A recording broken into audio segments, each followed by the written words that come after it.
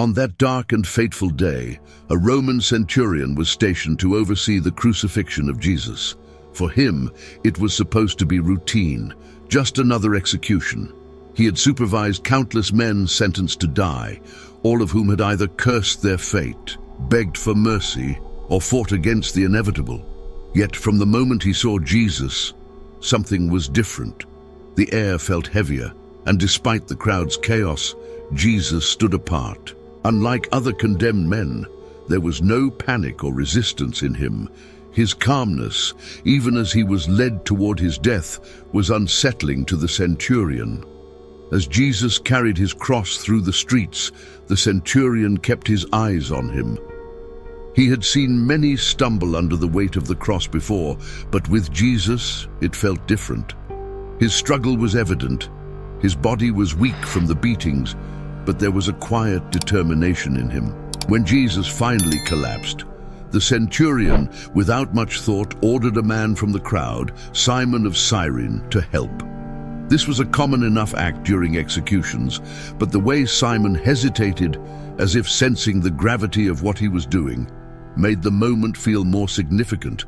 When they reached Golgotha, the place known as the Skull, the centurion observed as Jesus was prepared for the crucifixion. The nails were driven into his hands and feet, but Jesus did not scream or resist as most did.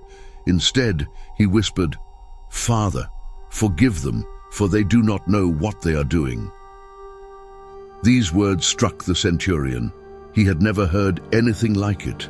No man facing such torture had ever asked for forgiveness for those inflicting the pain. This prayer planted a seed of doubt and curiosity in the soldier's mind. Who was this man, and why would he pray for mercy for his executioners? As Jesus was lifted onto the cross, hanging between two criminals, the centurion remained close, watching. The crowd mocked Jesus, urging him to save himself if he truly was the Son of God. Even the criminals beside him joined in the insults, yet through it all, Jesus remained silent. His silence was not one of defeat, but of quiet strength. This only deepened the centurion's confusion. How could a man endure such agony without lashing out or succumbing to despair? It was as if Jesus had accepted his fate willingly, and that disturbed the soldier. And then the supernatural began. The sky darkened at midday, an unnatural darkness that sent shivers down the spines of all present. The ground shook violently, causing people to scatter in fear. The centurion, though a hardened man, felt an unfamiliar sense of dread. This wasn't just any execution. Something far greater was unfolding. The very earth seemed to be responding to the death of this man. As the ground trembled beneath his feet and the sky seemed to mourn, the centurion was forced to confront the reality that something divine was happening. In that moment, looking up at Jesus on the cross, the centurion began to understand that this was no ordinary man. The events he was witnessing, the calmness of Jesus, the prayer of forgiveness, the darkness and the earthquake were signs that he could not ignore. His heart, once hardened by war and death, began to soften. Though he did not yet fully grasp the significance, he could feel the weight of it pressing down on his soul. The man before him was not merely a condemned criminal. Something deeper was at work, and the centurion's life would never be the same. As the Roman centurion observed Jesus, he witnessed something far beyond the usual brutality of crucifixion. Jesus had been severely scourged, with sharp fragments tearing into his flesh. The soldiers placed a crown of thorns on his head and mocked him, saying, "Hail, King of the Jews!" John chapter 19, verses 2 and 3. They spat on him, struck him repeatedly, and mocked his claim of being a king. Throughout this torment, Jesus remained silent. His refusal to fight back or beg for mercy troubled the centurion, who had never seen such composure in a condemned man. As Jesus carried his cross, the insults and mockery continued.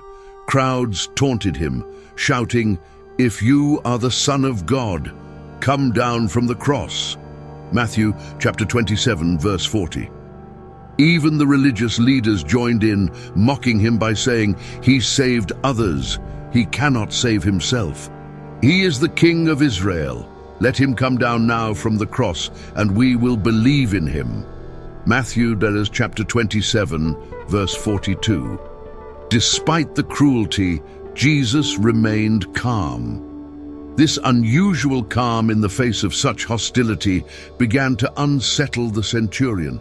He had seen many executions, but never a man like this. Once nailed to the cross, the mocking did not cease. One of the criminals beside him also taunted him, demanding, "Aren't you the Messiah? Save yourself and us." Luke chapter 23, verse 39. But the other criminal defended Jesus, saying, "This man has done nothing wrong." Luke chapter 23, verse 41. To this man, Jesus responded with compassion, saying, "Truly I tell you, today you will be with me in paradise." Luke chapter 23, verse 43. This act of forgiveness deeply affected the centurion. How could a man in such pain still offer hope to others? As time passed, Jesus spoke again.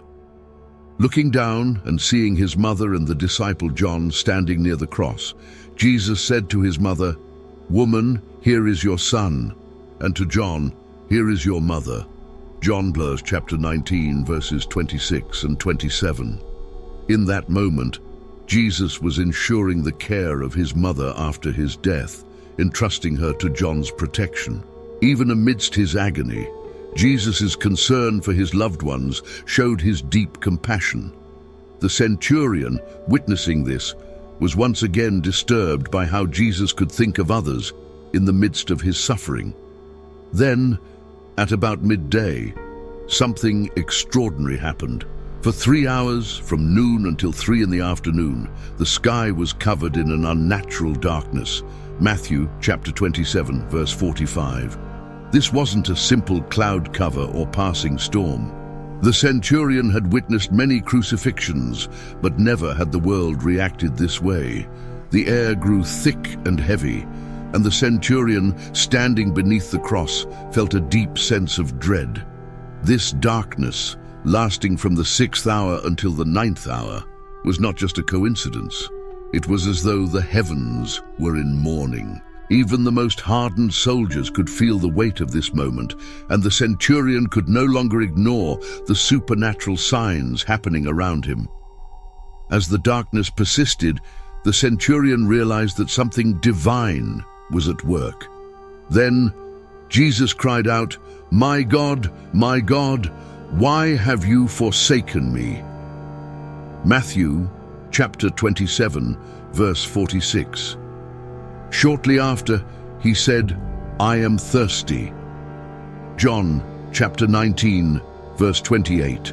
In response, the soldiers offered him sour wine soaked in a sponge. John chapter 19, verse 29. It is worth noting that the sponge was likely the same type the Romans used in latrines to clean themselves, an additional layer of mockery in Jesus' final moments. The centurion, witnessing this, saw how Jesus endured not only physical pain, but also intense humiliation. Finally, Jesus spoke his last words, "It is finished," or in his native language, tetelestai, John chapter 19, verse 30. This word, tetelestai, carried a powerful meaning. It was often used to indicate that a debt had been paid in full. In this moment, Jesus declared that his mission to redeem humanity was complete, that the price for sin had been fully paid. After this, he cried out, "Father, into your hands I commit my spirit." Luke chapter 23, verse 46. At that very moment, the earth quaked, rocks split, and the veil of the temple was torn in two from top to bottom. Matthew chapter 27, verses 50 and 51. The veil in the temple was a significant symbol. It separated the Holy of Holies, the most sacred part of the temple where God's presence was believed to dwell, from the rest of the temple. Only the high priest could enter this space, and only once a year, to make atonement for the people's sins. Exodus chapter 26 and verse 33. When the veil was torn at Jesus' death, it symbolized the end of the separation between God and humanity. Through Jesus' sacrifice, access to God was now open to all, no longer restricted by the temple's rituals. The centurion, witnessing the quake and the tearing of the veil, realized that the events unfolding were of cosmic significance. This was no ordinary man. This was the Son of God. The Roman centurion was a product of his time, a man shaped by the harsh realities of war, discipline, and the brutal rule of the Roman Empire. In his world, power was everything. Strength meant control, and control was maintained through force. From his perspective, life was a constant struggle for dominance, and death was the ultimate proof of one's vulnerability. He had overseen countless executions, each one reinforcing his belief that the strong survived by crushing the weak. But on this day, something was different. The supernatural signs unfolding before him began to challenge these deeply ingrained beliefs. Matthew chapter 27, verses 45 and 51. For the centurion, witnessing the crucifixion of Jesus wasn't just another execution. The way Jesus handled his suffering went against everything the centurion had learned about power. The Roman ideal of strength was embodied in military force and dominance, where mercy and forgiveness were seen as weaknesses. And yet, Jesus did not resist, fight, or beg for his life. Instead, he remained calm, offering words of forgiveness to his executioners. Luke chapter 23, verse 34. The centurion had never seen anything like it, someone with the strength to endure suffering without retaliation or bitterness. This disturbed him. The supernatural events that followed shook him even more. When the sky darkened for 3 hours, from noon until 3 in the afternoon, Matthew chapter 27, verse 45, the centurion felt the weight of something greater than natural events. It was as if the very heavens were reacting to the death of this man. The days when the earth quaked violently as Jesus took his final breath, splitting rocks and tearing the temple veil in Jerusalem from top to bottom, Matthew chapter 27, verse 51, the centurion was left with no logical explanation. Everything he had been taught about the world was being called into question. Could power really be found in humility, in sacrifice? The Roman system of power that the centurion was loyal to had always taught him that the greatest honor came through victory in battle and through showing no mercy to one's enemies. But here, in the person of Jesus, he saw something completely different, a power that transcended violence and force. Jesus' willingness to suffer, to forgive, and to die without defending himself or lashing out at his enemies presented a form of strength that the centurion had never known. It was as though his entire worldview was being turned upside down. As the darkness lifted and the earth settled after the quake, the centurion was left with deep, unsettling questions. Who was this man who had the power to forgive even in the face of death? Who was this man for whom the natural world seemed to mourn? And why did his death feel different from all the others he had witnessed? These questions began to erode the centurion's long-held beliefs about power, life, and death. He had always believed that the strong survived by overpowering the weak, but now he was faced with the possibility that true power might lie in sacrifice and love. This realization marked the beginning of a profound inner transformation. Matthew chapter 27, verses 52 and 54. As the earth settled after the violent quake and the unnatural darkness began to lift, the Roman centurion stood in silence, reflecting on everything he had just witnessed. His entire worldview, built on the ideals of Roman strength, dominance, and control, was now crumbling. The events of that day, the supernatural signs, the way Jesus faced death with serenity, and the powerful moment of his final breath, left the centurion shaken. The truth he had been resisting could no longer be ignored. He was standing in the presence of something divine. When Jesus breathed his last, the veil of the temple was torn in two, symbolizing the end of the separation between God and humanity. Matthew chapter 27, verse 51. For the centurion, who had always served the Roman gods and obeyed the might of the empire, this moment was nothing short of a revelation. The earth itself seemed to proclaim the truth that this man, Jesus, was no ordinary man. The power the centurion had once thought came from military might now seemed pale in comparison to what he had just witnessed. He had never felt so small in the face of something so great. As the reality of the day's events set in, the centurion could no longer deny what his heart was telling him. In front of the other soldiers, the Jewish leaders, and all those who had mocked Jesus, he declared with a voice trembling with conviction, "Truly, this was the Son of God." Matthew chapter 27, verse 54. This was not a simple statement. It was a confession that shook the very foundations of his beliefs. For a man like the centurion to acknowledge Jesus' divinity meant abandoning everything he had been taught about power and gods.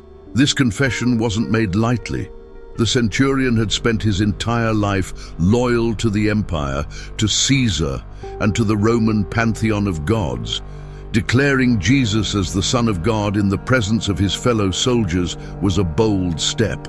In that moment, he was stepping into unknown territory where his previous understanding of authority, strength, and divinity was being challenged. The words that came out of his mouth were the result of an overwhelming internal transformation.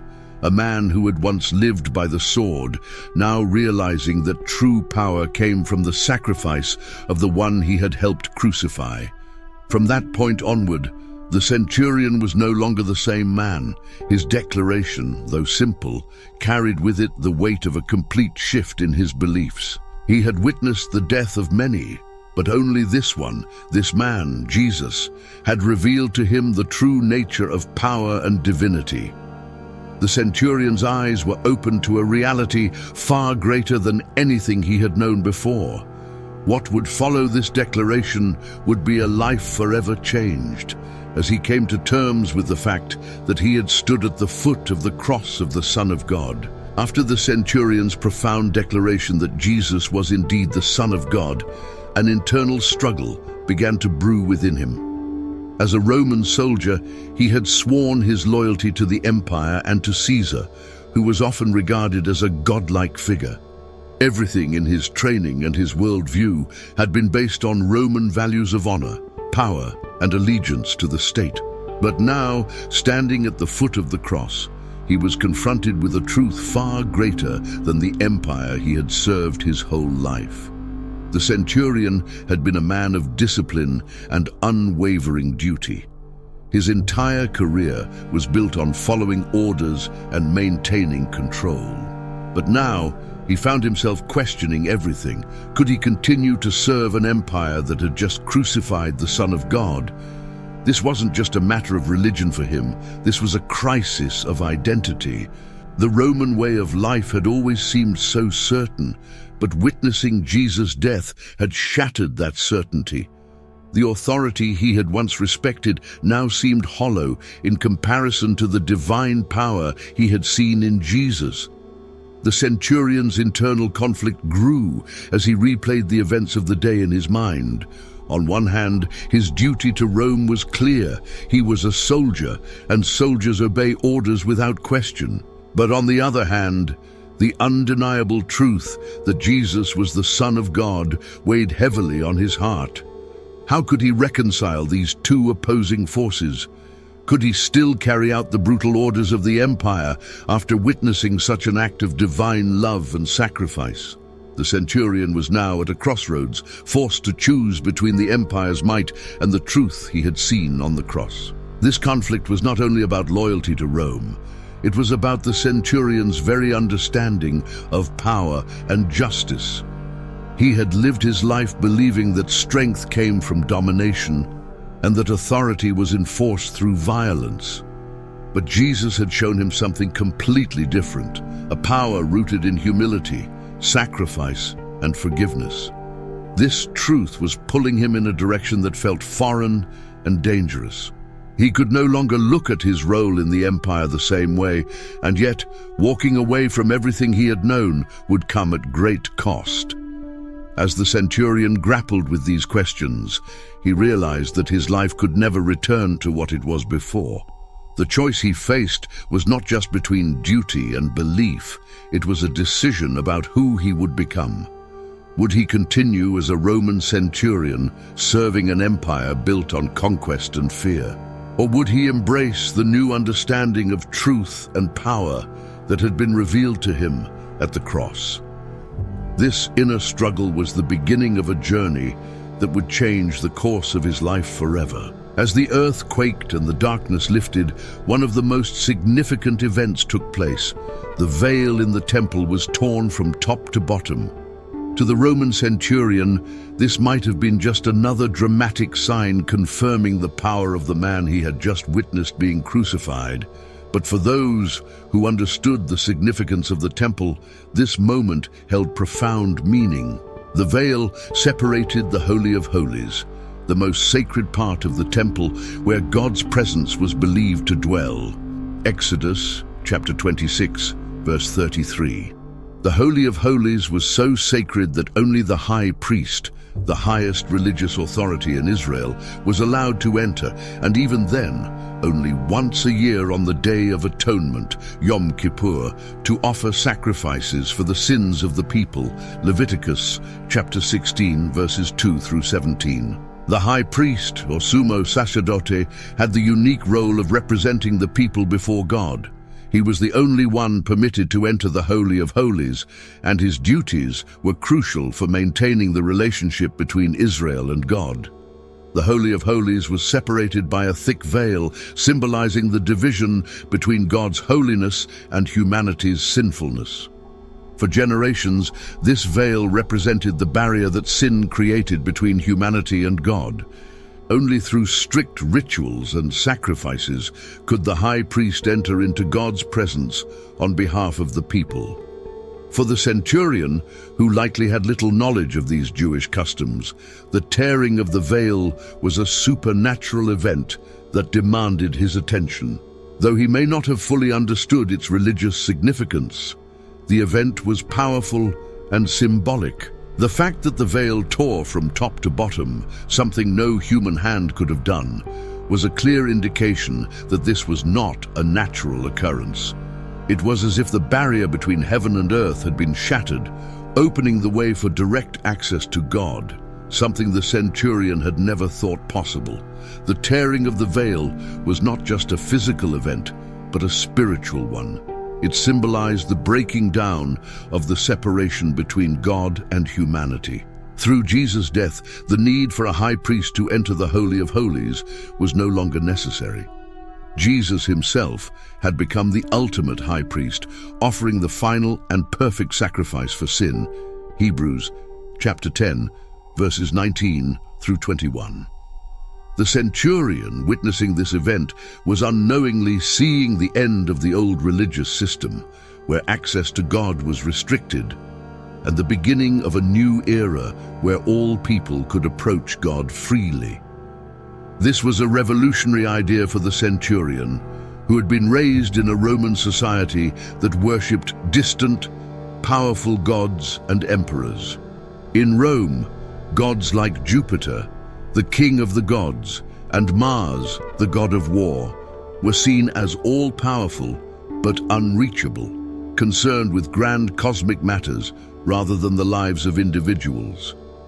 Even emperors, such as Augustus, were deified after their deaths, viewed as divine and far removed from ordinary people. Power in Rome was centralized in the hands of a few distant figures who seemed inaccessible to the common man. But here, at the foot of the cross, the centurion was beginning to realize that the God of this man, Jesus, was not distant or inaccessible. The tearing of the veil meant that God was opening his presence to all, inviting even someone like the centurion, a Roman soldier and an outsider, to experience divine grace. As the centurion reflected on everything, the earthquake, the darkness, the tearing of the temple veil, he began to see that these were not just random occurrences. They were signs of a deeper transformation, not only for Israel, but for all of humanity. The centurion, who had always believed in power through conquest and hierarchy, now found himself standing at the edge of a new understanding of power, one that was built on love, sacrifice, and direct access to God. As the centurion stood at the foot of the cross, another event unfolded that might have seemed insignificant at first. The soldiers, after crucifying Jesus, divided his garments among themselves, casting lots for his seamless tunic. John, chapter 19, verses 23 and 24. To the Roman soldiers, this was simply a common practice, claiming the possessions of the condemned as spoils of their job. However, the tunic they cast lots for was no ordinary piece of clothing. This tunic, made of one piece and woven from top to bottom, was seamless, a rare and valuable garment. Instead of tearing it apart, the soldiers decided to gamble for it, unaware that this act was fulfilling an ancient prophecy. This moment was a fulfillment of Psalm chapter 22, verse 18, which says, "They divide my clothes among them and cast lots for my garment." Although the Roman soldiers, including the centurion, may not have known the specifics of this prophecy, the Jewish leaders and followers of Jesus would have recognized its significance. The seamless tunic symbolized completeness and wholeness, much like Jesus' mission. The soldiers' decision to cast lots for this valuable garment, rather than tearing it, carried prophetic meaning that transcended the immediate situation. But how could the centurion have known about these prophecies? As a Roman, he might not have been raised with knowledge of the Hebrew scriptures. However, living in Jerusalem, the centurion would have been exposed to Jewish teachings and traditions over time. Jerusalem was a city steeped in religious history, where conversations about the Messiah and the prophecies were common. Additionally, the centurion likely worked closely with Jewish leaders and authorities, learning about their beliefs through interactions with them. It is possible that, through his years of service, he had become familiar with key aspects of the Jewish faith, even if he did not fully understand them. Even if the centurion didn't grasp the full meaning of this particular prophecy at that moment, he had already witnessed several supernatural signs: darkness, earthquakes, and the tearing of the temple veil. These signs, combined with Jesus, composure, and the fulfillment of the prophecy about his garments, might have deepened the centurion's growing conviction that he was witnessing something far greater than an ordinary execution. Each moment was adding to the weight of what he was experiencing. As the soldiers continued to gamble for the tunic, the centurion stood by, observing. He couldn't have known all the layers of significance surrounding this act, but the seamless tunic, the casting of lots, and the prophetic connection were more than just a coincidence. It was yet another piece of evidence pointing to the divine mission of Jesus. For the centurion, this moment would later become part of a greater realization that everything happening on this day had been foretold long ago and was unfolding according to a divine plan. As the day's events unfolded, the centurion found himself grappling with a transformation he never could have anticipated. He had arrived at Golgotha that morning as a hardened Roman soldier, fully prepared to oversee yet another execution. His loyalty was to the Roman Empire, his beliefs rooted in power, order, and control. But as the hours passed, each event, the supernatural darkness, the earthquake, the tearing of the temple veil, and the fulfillment of ancient prophecies began to erode the foundations of his previous life. The centurion, once an instrument of Roman brutality, was now confronted with the divine truth unfolding before him. At the foot of the cross, the centurion could no longer deny what he had witnessed. He had seen countless men die in battle and on the cross, but none like Jesus. The dignity with which Jesus faced his death, his words of forgiveness, and the supernatural events surrounding his final moments all pointed to a reality far beyond the centurion's understanding. He had come to Golgotha expecting just another execution, but what he experienced was a transformation of his heart. The man who once believed in the power of the sword was now beginning to see the true power of sacrifice and love. The centurion's journey from executioner to believer was not immediate, but the seeds of faith had been planted. He had likely heard stories about Jesus before, the miraculous healings, the teachings, and the claim that he was the Messiah. But like many others, the centurion might have dismissed these stories as rumors or exaggerations. Now, however, standing at the foot of the cross, he was faced with undeniable evidence. The signs and wonders he had witnessed left no room for doubt.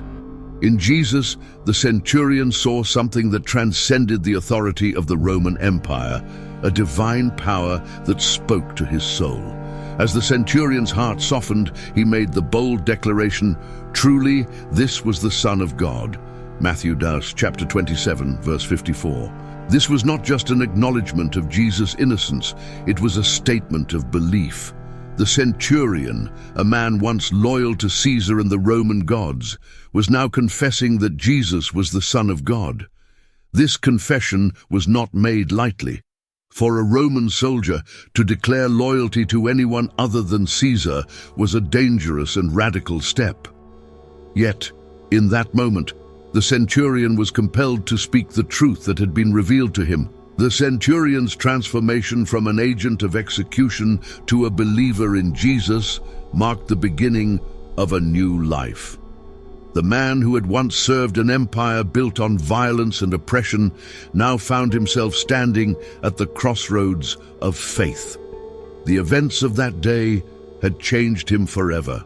What would follow was a journey of faith that would lead the centurion into uncharted territory, no longer a mere soldier of Rome, but a man whose heart had been touched by the love and sacrifice of the Son of God. The story of the Roman centurion at the crucifixion of Jesus is more than just an account of one man's transformation. It carries deep meaning for us today.